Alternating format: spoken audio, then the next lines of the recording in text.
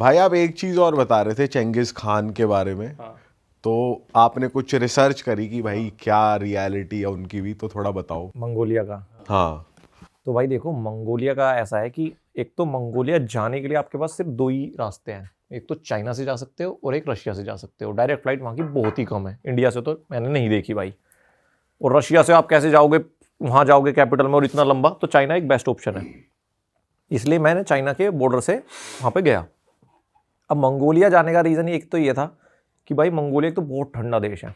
उसके जो पूरा इंफ्रा बोलो या एटमॉस्फेयर हो, बिल्कुल अलग है।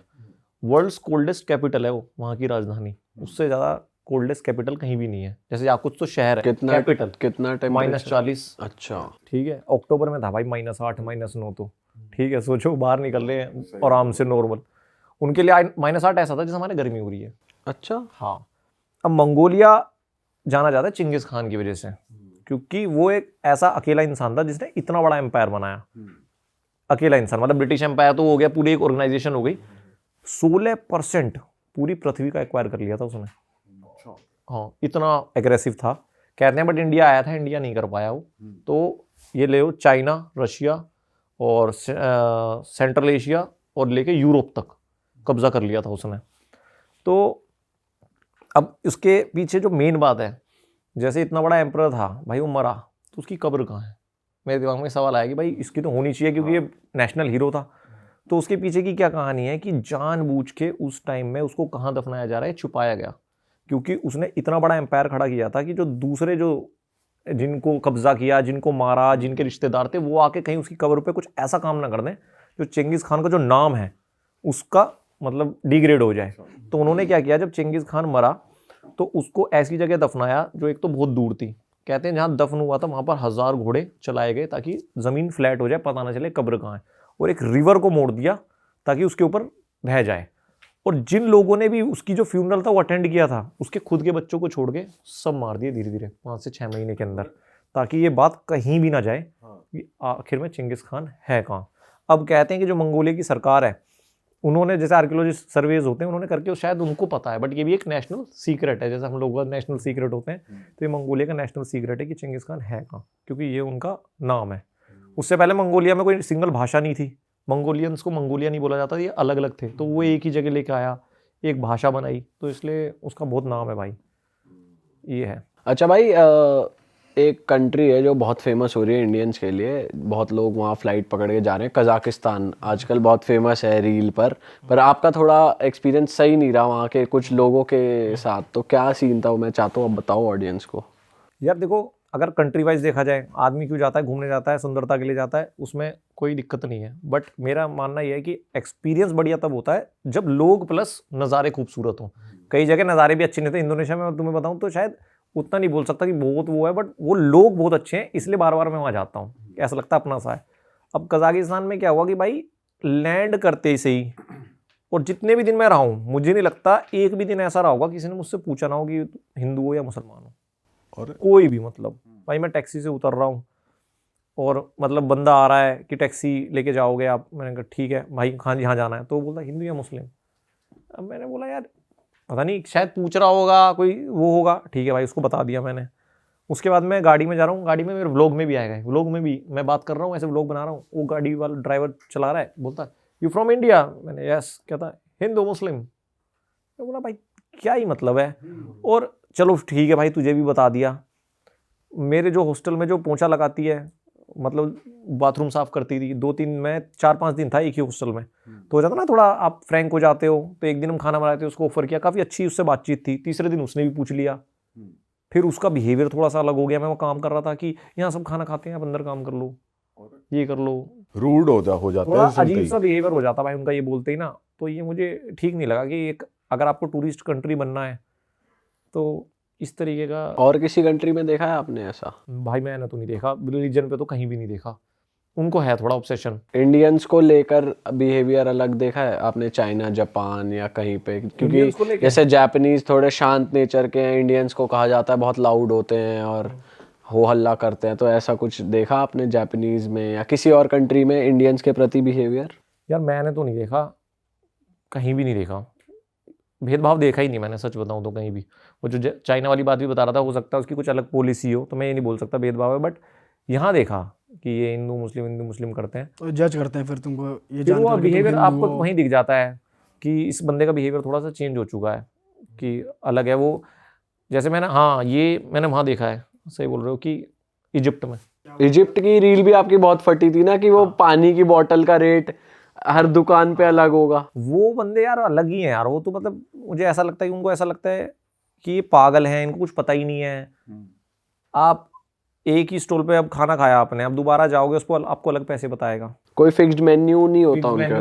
टूरिस्ट को तो बिल्कुल लूटते हैं भाई वो, और आप इरिटेट हो जाते हो। देखो हमारे यहाँ भी अंग्रेजों को किया जाता है, बट एक लिमिट होती है। अगर आप आसपास के लोगों से बोलोगे भाई मेरी हेल्प कर दे, तो आपको पता है इंडियंस का बिहेवियर भाई अड़ जाएंगे, आपकी हेल्प करेंगे। वहाँ के लोकली मजाक लेने लगते हैं, आपकी हंसने लगेंगे।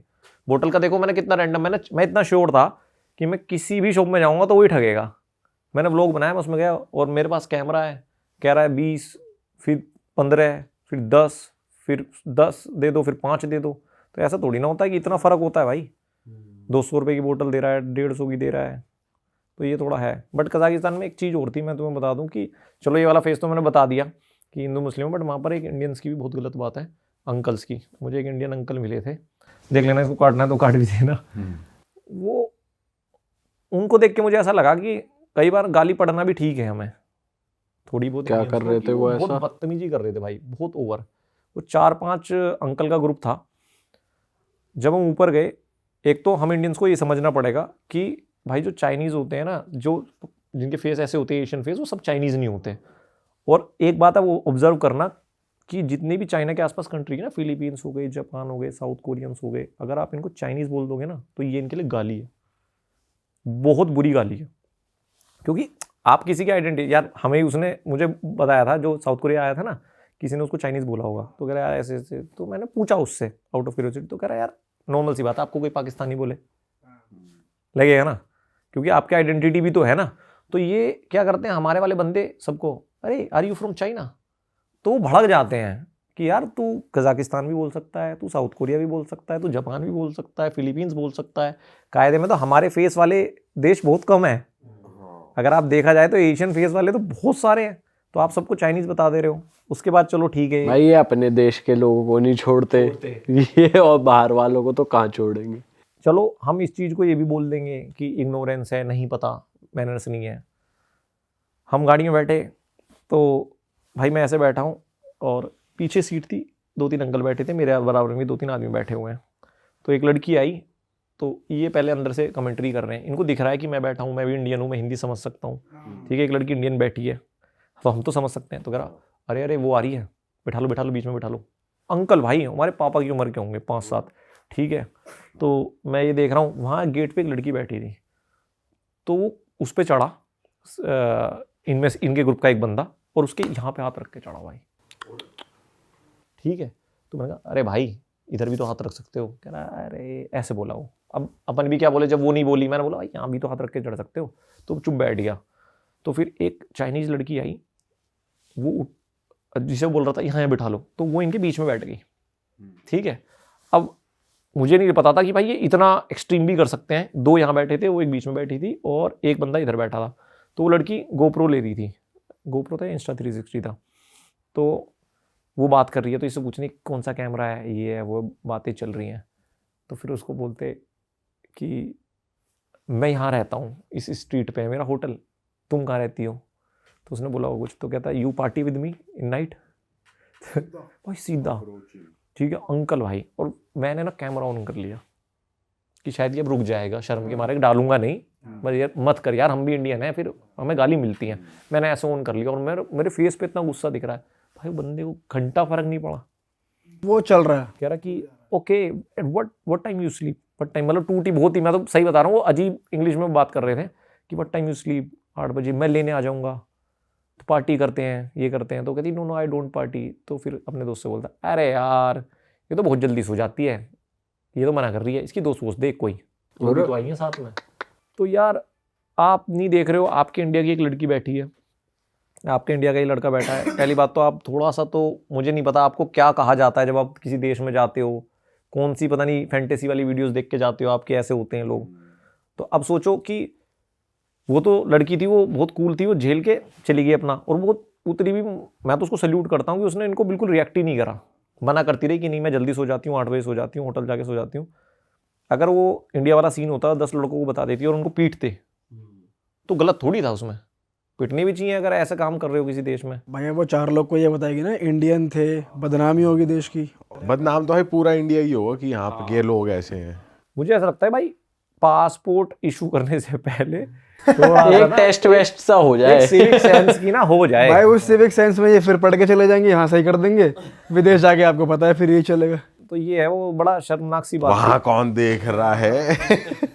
अंकल्स ज्यादा कर रहे हैं, मुझे लड़के नहीं मैंने आज तक देखे इंडिया के, हो सकते एक आधा हो, बट जो अंकल्स टाइप होते हैं ना, ये इनके ना थोड़ी फैंटेसी भरी हुई है, जाके एकदम भाई नया नया बाहर जाना जो शुरू कर रहा है ना, ये थोड़ा ज्यादा खुल रहा है। हाँ अजीब हो जाते हैं। ये है भाई।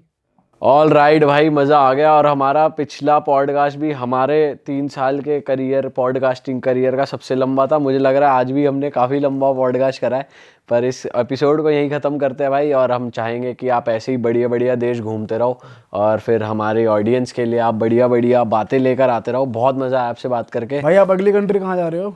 भाई मैं वीज़ा ही, मेरा यही तो नहीं पता होता। मैं बहुत ज़्यादा ना, मुझे लगता है बहुत स्लो हूँ मैं सब उनमें ना, मैं आराम से बैठा रहता हूँ, फिर जब मन करता है कहीं भी उठ के चला जाता हूँ। अब सोच रहा हूँ शायद ना मैं वेस्ट की साइड जाऊँगा, क्योंकि मैं इधर बहुत घूम लिया, तो शायद यूरोप जाऊँ या यूके जाऊँ या कहीं, या एक किक मेरी अफ्रीका की भी दोबारा आ रही है। आपको वहाँ भी पे ट्राइब्स अलग के है। पास जाना है, ट्राइब। नहीं, अब सोच रहा हूँ वहाँ जाऊँ, साउथ अफ्रीका से नीचे की तरफ, नीचे से ऊपर की तरफ जाऊँ। भाई उस कॉन्टिनेंट में ना आपके सेंसेस ऐसे ऑन रहते हैं ना, 6th सेंस, सुपर ह्यूमन वाली ताकतें ऑन रहती हैं, तो वो किक है। अब देखते हैं कहाँ जाते हैं, कहानी लेके आएंगे आप लोगों के लिए। बढ़िया भाई, और क्या। मेरा इसी पॉडकास्ट पे आने का मन करता है, क्योंकि यहाँ पर ना आपको थोड़ा सा वो नहीं करना होता यार, कि थोड़ा सा पेंट पुताई करके कुछ बोलना पड़ता है, तो जैसे वैसे बोल दो। हाँ और क्या भाई।